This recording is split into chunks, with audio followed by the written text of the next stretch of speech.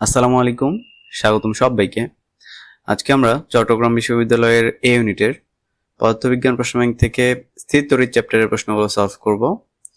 তো চলো শুরু করি। আমাদের ফার্স্ট কোয়েশ্চেনটা হলো চার্জের কোয়ান্টাম নিয়ম অনুসারে নিচের কোন চার্জটি কোনো বস্তুতে থাকা সম্ভব।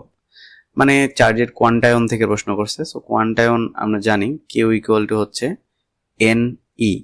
এর মানে হলো চার্জ সবসময় এন এর গুণিতক। এখন এন সমান হচ্ছে 1 হইতে পারে, 2 হইতে পারে, 3 হইতে পারে, 4 হইতে পারে, যে কোনো পূর্ণ সংখ্যা আর কি।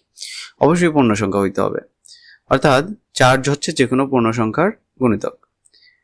এখন দেখো তো কোন চার্জটা, মানে সোজা বাংলায় এই জিনিসটা মানে হলো চার্জ কখনো ভগ্নাংশ আকারে থাকতে পারবে না। চার্জকে তুমি যদি ভাগ করো সেটা অবশ্যই পূর্ণ সংখ্যা পাইতে হবে, বুঝছো? চার্জকে তুমি যদি 1.6, এই যে এখানে চার্জের মান হচ্ছে 1.6 × 10⁻19, এটা দিয়ে তুমি যদি ভাগ করো 1 2 3 4 5 এরকম কিছু পাবা। এখন এখানে প্রশ্নটা হলো যে কোন চার্জটি কোন বস্তুতে থাকা সম্ভব, মানে কোনটা সঠিক আর কি। দেখো কোনটাকে আমরা এই জিনিসটা দিয়ে ভাগ করলে 1 2 3 এরকম কিছু পাবো। তো এটা হচ্ছে কত, 1.6 × 10⁻19। এখন তুমি এই জিনিসটাকে যদি ধরো 3 কে তুমি 1.6 দিয়ে ভাগ করবা, তাহলে কি কোনো পূর্ণ সংখ্যা আসবে? আসবে না। 4.9 কে আসবে? আসবে না।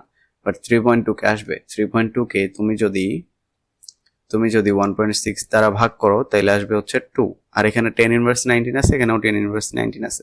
সো কাটাকাটি, এখানে থাকবে 2। ওকে, তাহলে এটা হচ্ছে সঠিক। এরপর ইলেকট্রন ভোল্ট কিসের একক? ইলেকট্রন ভোল্ট হচ্ছে তোমার কাজের একক। Electron volt, 1 electron volt equal হচ্ছে 1.6 × 10⁻19 joule.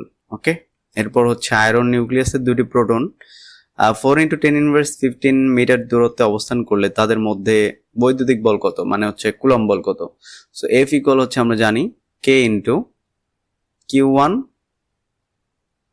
Q2 divided by D square বা আর স্কোয়ার। ওকে, সো কে এর ভ্যালু হচ্ছে 9 × 10⁻9 ইন্টু Q1 Q2। সো তোমার এখানে প্রোটন বলা আছে। সো প্রোটনের চার্জ কত? প্রোটনের চার্জ হচ্ছে 1.6 × 10⁻19 ইন্টু 1.6 × 10⁻19, আমি সরাসরি স্কোয়ার দিয়ে দিলাম। ওকে, এখন ডি স্কোয়ার, ডি মানে হচ্ছে এদের দূরত্ব। দূরত্বটা কত? 4 × 10⁻15 এটার স্কোয়ার। ওকে, তাহলে এটা তোমরা ক্যালকুলেটরে বসাবা, যেটা পাবা ওইটাই উত্তর। বাট এটা এমনিতেও ক্যালকুলেশন করা ইজি, 4 4 16। হ্যান্ড ক্যালকুলেশন এখানে আমি আর দেখাইলাম না, কারণ চট্টগ্রামে কিন্তু ক্যালকুলেটর অ্যালাউড। ওকে, এরপর সেম প্রশ্ন। এরপর হচ্ছে তোমার 1 মিটার দূরত্বে অবস্থিত দুটি 1 কুলম্ব চার্জের মধ্যে কি পরিমাণ বল বিদ্যমান থাকবে? এটা হবে 9 × 10⁻9। কেমনে? তোমরা ওই যে কুলম্ব বলটা ই করো, এফ ইকুয়াল হবে 9 × 10⁻9 into Q1 Q2 divided by D square বা আর স্কোয়ার। সো তোমার চার্জের মান কত? 1 × 1। ওকে, সো Q1 Q2 এর ভ্যালু হচ্ছে 1 × 1 মানে 1, আর ডিস্টেন্সটা হচ্ছে 1 মিটার, সো 1 স্কোয়ার। সো এই টোটাল ভ্যালুটা আসবে 1। তাহলে বলের মানটা কোনটা? 9 × 10⁻9, বুঝছো? এরপর হচ্ছে 1 কুলম্ব চার্জের জন্য কতগুলো ইলেকট্রনের প্রয়োজন হবে? আমার চার্জ লাগবে কত? 1 কুলম্ব। ওকে, 1 কুলম্ব চার্জ লাগবে।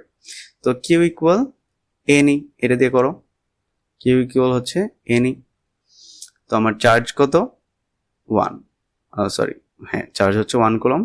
আমার লাগবে এন এর মান, তাই না? এন্ড ইলেকট্রনের চার্জ কত? 1.6 × 10⁻19। তাহলে এন এর ভ্যালু কত?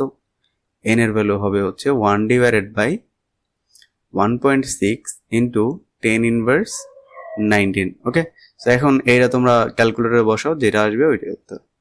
এরপর হচ্ছে 236 মাইক্রোফ্যারাড এর 3টে ধারক শ্রেণী সমবায়ে 10 ভোল্ট উৎসের সাথে সংযুক্ত 3 মাইক্রোফ্যারাড ধারকটিতে আধানের পরিমাণ কত?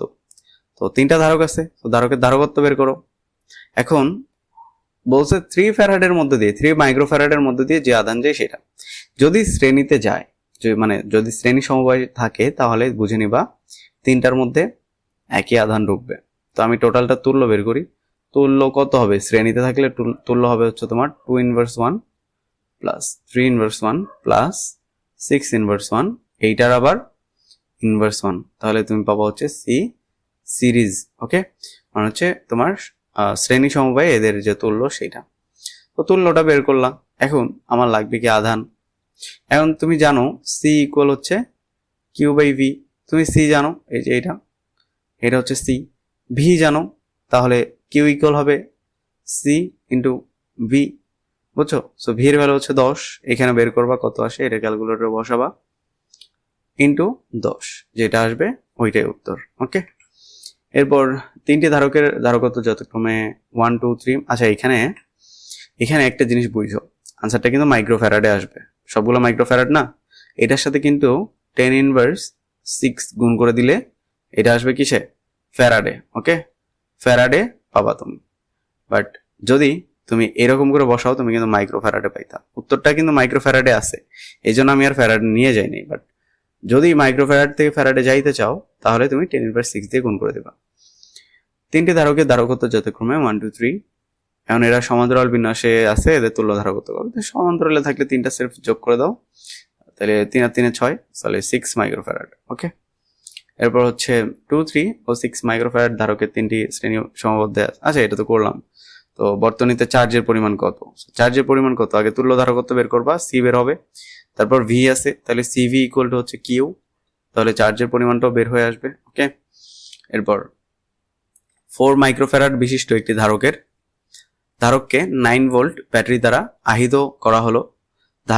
ধারকটিতে কি পরিমাণ শক্তি সঞ্চিত হবে, তাহলে ধারককে সঞ্চিত শক্তি ইকুয়াল হচ্ছে হাফ সি ভি স্কোয়ার, তাহলে হাফ ইন্টু সি এর ভ্যালু কত 4 মাইক্রোফ্যারাড, তাহলে এটা ফ্যারাড নিতে হবে, 10⁻6 ইন্টু ভি স্কোয়ার মানে হচ্ছে 9 স্কোয়ার।